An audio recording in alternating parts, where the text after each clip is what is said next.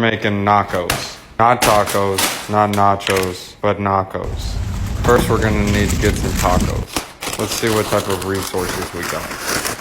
Looks like we got some guisapalardo and a taco. Next, you want to take your taco and give it some nice calculated slices. It was super effective. Karate chop works best on these food type Pokemon. It was super effective. Spreadalardo, nacho cheese, jalapenos. Get it, Betty. Perfect. Use the pop top method. Make it rain. Some fresh corn. Some salted cucumber. Red juice. More red juice. Fresh cilantro. Some black rocks. Sour cream. Perfect. Taste test. Yum. Knuckles.